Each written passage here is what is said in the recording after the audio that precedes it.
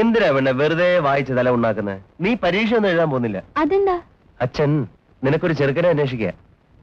എന്റെ കല്യാണത്തിനാണെങ്കിൽ ആരും ബുദ്ധിമുട്ടണമെന്നില്ല. എന്താ കാര്യം? എനിക്ക് കല്യാണം വേണ്ട, അത് തന്നെ കാര്യം. എടി പെണ്ണെ, വെറുതെ അച്ഛനെ ചേർത്ത് കുഴപ്പമൊന്നും ഉണ്ടാക്കി വെക്കരുത്, പറഞ്ഞേക്കാം. എന്തോന്ന് കുഴപ്പം? അച്ഛൻ എന്നെ കൊല്ലാൻ കഴിഞ്ഞേക്കാം, പക്ഷേ എന്റെ കല്യാണം നടത്താൻ പറ്റില്ല.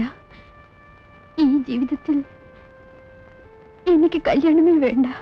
രാധ അങ്ങനെ പറഞ്ഞു ചേട്ടാ, ഈ ജീവിതത്തിൽ അവൾക്ക് കല്യാണമേ വേണ്ടത്. വേണമെങ്കിൽ വേണ്ട, വേണമെന്ന് തോന്നുമ്പോ അവള് തന്നെ ഒന്ന് പറയട്ടെ. യോ, അങ്ങനെ തീരുമാനിച്ച എന്റെ കാര്യം അവതാളത്തിലായി പോവും. ചേട്ടൻ എങ്ങനെയെങ്കിലും പറഞ്ഞ് അവളെ കൊണ്ട് കല്യാണത്തിന് സമ്മതിപ്പിക്കണം. എന്റെ പൊന്നേട്ടനല്ലേ, പ്ലീസ്. ശരി.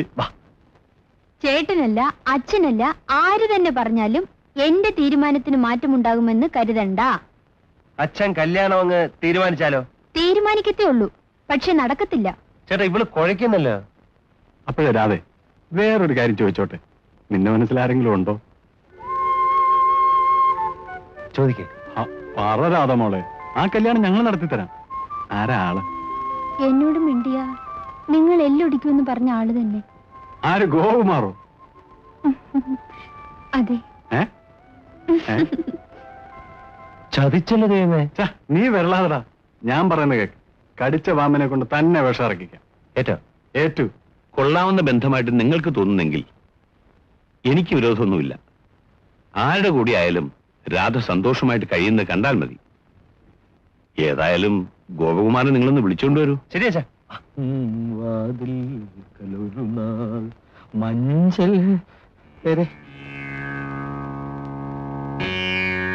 എന്നെ എന്തെങ്കിലും ചെയ്താ ഞാൻ ഇവിടെ കിടന്ന് ബഹളം വയ്ക്കും, ആളുകൾ ഓടിക്കൂടും. നിങ്ങളുടെ പെങ്ങക്കാ എന്റെ നാണക്കേട്. എന്തായാലും രണ്ടിലും തീരുമാനിച്ചിട്ടേ ഇന്ന് പോകുന്നുള്ളൂ.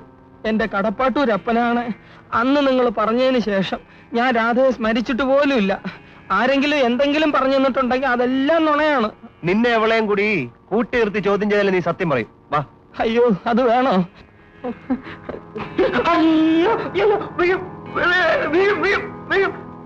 ഗോപകുമാറിനും രാധയ്ക്കും താല്പര്യമായതുകൊണ്ട് ഈ വിവാഹം നടത്തിത്തരണമെന്നാണ് ഞങ്ങളുടെ ആഗ്രഹം.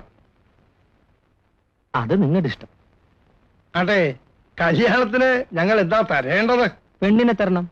മിസ്റ്റർ മേനോൻ, പയ്യനൽപ്പം ഇടയുന്ന കൂട്ടത്തിലാണല്ലോ. പൊന്നും പണവും എന്തുമാത്രം തരണമെന്നാ അദ്ദേഹം ചോദിച്ചത്. അതൊന്നും എനിക്ക് ആവശ്യമില്ല.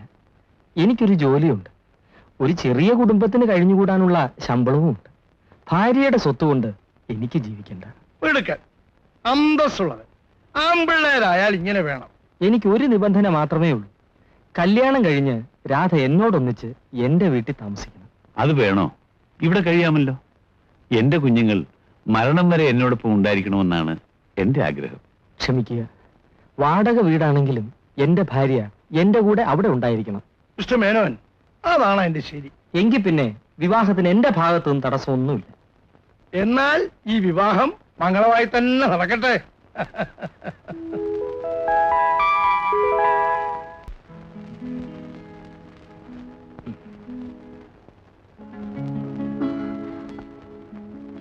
എന്താ ഇത്? ഇതാണ് കയർ. ഇതൊരു കട്ടിൽ, ഇതൊരു കട്ടിൽ. ഈ കട്ടിൽ നീ കിടക്കും, ഈ കട്ടിൽ ഞാൻ കിടക്കും. എന്നിട്ട് മുഖത്തോട് മുഖം നോക്കി നമ്മൾ കിടന്ന് ഉറങ്ങണം. കയറ് കിടന്ന് അപ്പുറത്തേക്ക് ഞാനോ ഇപ്പുറത്തേക്ക് നീയോ വരാൻ പാടില്ല. അത് കൊള്ളാം. ഇങ്ങനെയാണെങ്കിൽ പിന്നെ നമ്മൾ കല്യാണം കഴിച്ച എന്തിനാ? അത് ചേട്ടാ, സ്പർശിക്കരുത്. കല്യാണം കഴിച്ചെന്ന് വെച്ച് ഞാൻ എന്റെ ശപഥം മറക്കില്ല. എന്റെ രാധയെ ഞാൻ ഏഷ്യാഡിന് കൊണ്ടുപോകും. പ്രസിഡന്റിന്റെ കയ്യിൽ നിന്നും സ്വർണ്ണ മെഡൽ വാങ്ങിക്കുന്നത് കണ്ട് ഞാൻ കണ്ണീരൊഴുക്കും, ആനന്ദ കണ്ണീർ. അതുവരെ നമ്മൾ തമ്മിൽ ശാരീരിക ബന്ധം പാടില്ല. അതിനാണ് ഈ കയർ. അങ്ങനെയാണെങ്കിൽ ഈ കയർ ഞാൻ പൊട്ടിക്കും. അങ്ങനെ ഒന്നും പൊട്ടില്ല മോളെ. നാളെ രാവിലെ പ്രാക്ടീസ് തുടങ്ങാനുള്ളതാണ്. കിടന്നുറങ്ങും.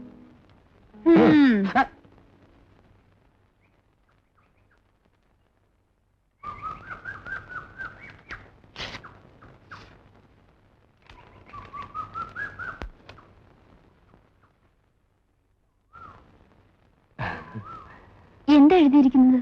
സ്ഥലം മാറ്റത്തിനുള്ള ഓർഡറാണ്, പ്രമോഷനോടുകൂടി. എങ്ങോട്ടാ? കോഴിക്കോട്ടേക്ക്.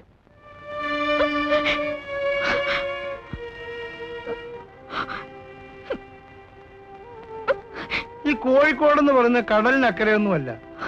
പിന്നെ എന്തിനെല്ലാരും ഇത്രയേറെ ദുഃഖിക്കുന്നു? അവർ പോയിട്ട് വരട്ടെ, സന്തോഷമായിട്ട് യാത്ര അയക്കണം. അവിടെ ചെന്നാൽ ഉടനെ എല്ലാ വിവരങ്ങൾക്കും കത്തെഴുതണം. അയക്കാം. മോളെ.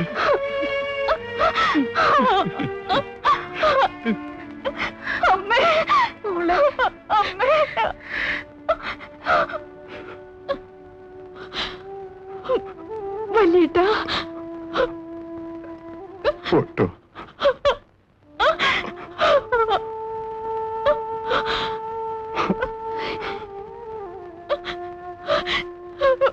കൊച്ചേട്ടാ, ഈ കൊച്ചുങ്ങളെ പോലെ ഇങ്ങനെ കരഞ്ഞാലോ? അവളെ അവന് ജീവന. രാഘാരത്തിന് മുമ്പേ യാത്രയാകട്ടെ.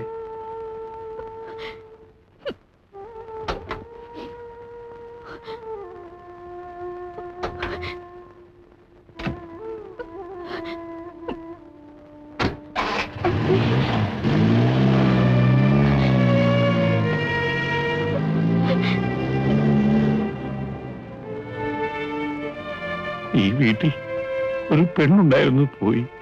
അതിന് പകരം എന്റെ മോളെയും കൂട്ടിക്കൊണ്ട് പോരെ. നമുക്ക് അതിനെ കുറിച്ചൊന്ന് ആലോചിക്കണ്ടേ? അത് നമ്മൾ ആലോചിച്ച് തീരുമാനിച്ചു വെച്ചിരിക്കുന്ന കാര്യമല്ലേ. അതുപോരാ, ഇനിയും അതിങ്ങനെ നീട്ടിക്കൊണ്ടുപോകാൻ പറ്റില്ല. കല്യാണം ഉടനെ നടത്തണം. അതിപ്പോ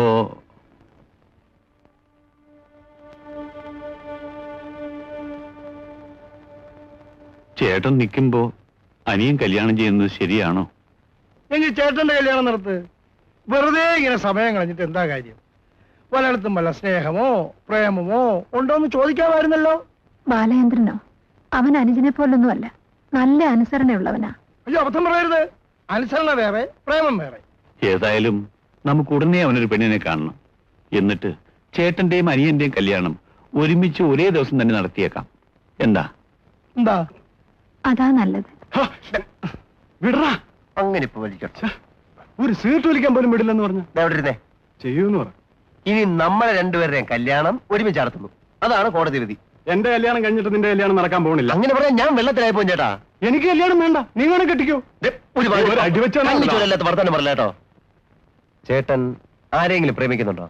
ഇന്ന് വരെ ഇല്ല. എങ്കിൽ എവിടെയെങ്കിലും കയറി ഒരു പെണ്ണിനെ പ്രേമിക്കേ, സംഗതി ഞാൻ ഫിറ്റ് ചെയ്ത് തരാം. കല്യാണം വേണ്ടാത്ത എനിക്ക് എന്തിനാടാ പെണ്ണ്? നീ സൈഡ് എടുത്ത് വെക്കോ. അതിന് ട്രാഫിക് പോലീസ് സമ്മതിച്ചിട്ട് വേണ്ടേ? ആൺ പോലീസും പെൺ പോലീസും ഉണ്ട്, അച്ഛനും അമ്മയും. എങ്കിൽ നീ എന്നും ഇങ്ങനെ സൈഡിൽ വെച്ച് പിന്നെ കിടക്കത്തേ ഉള്ളൂ, കല്യാണം നടക്കത്തില്ല. കുഴഞ്ഞല്ലോ ദൈവമേ. ഇനി ഈ സന്യാസിയെ പിടിച്ച് പെണ്ണ് കെട്ടിക്ക് എന്താ വഴി?